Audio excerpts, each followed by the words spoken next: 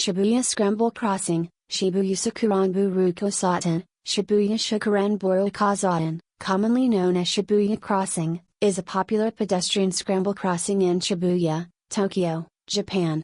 1. It is located in front of the Shibuya Station Hachiko exit and stops vehicles in all directions to allow pedestrians to inundate the entire intersection.